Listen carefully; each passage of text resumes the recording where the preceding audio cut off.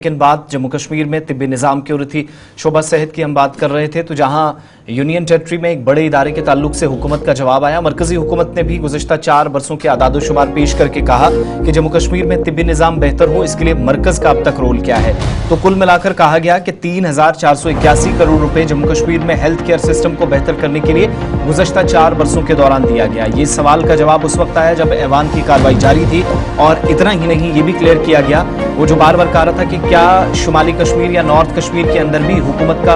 AIIMS बनाने का मंसूबा है, तो उसका जवाब ना में आया है मरकज की जानिब से कि फिलहाल इस तरह की कोई तजवीज़ नहीं है कि शुमाली कश्मीर में एम्स बनेगी या कोई इस तरह का ढांचा खड़ा किया जाएगा, मगर फंड्स सेहत की देखभाल बेहतर हो इसके लिए बढ़ाए गए, वक्तन फवक्तन इजाफा किया जाता रहा। और कहा गया कि तमाम तरह की मुश्किलात के बावजूद भी या कोविड-19 के दौरान भी 2020 के बाद 4 बरसों में जम्मू कश्मीर में एक तो national health mission NHM,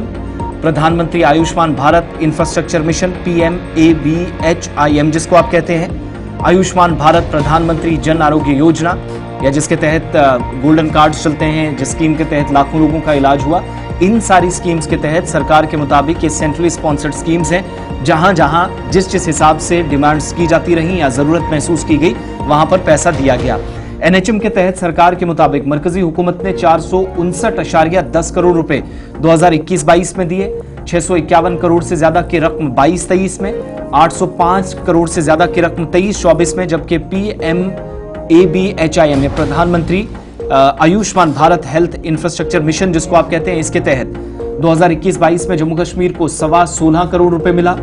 1 crore से ज्यादा की रकम 2022-23 में, 44 करोड़ से ज्यादा की रकम 23-24 में, जबकि प्रधानमंत्री जन आरोग्य योजना के तहत 75.12 करोड़ रुपए 2021-22 में, 85 करोड़ 62 लाख रुपए 22-23 में और 42 करोड़ 22 लाख रुपए 23-24 में सरकार के मुताबिक दी गई। ये सारी जो तफसीलात हैं वो मरकजी वजीर प्रताप राव जाधव की तरफ से, जो मिनिस्टर ऑफ स्टेट हैं, मरकजी वजारत सेहत देखते हैं JP नड्डा के साथ, और उनकी जानिब से लोकसभा के अंदर एक सवाल पूछा गया था। Member parliament Baramulla Lok Sabha constituency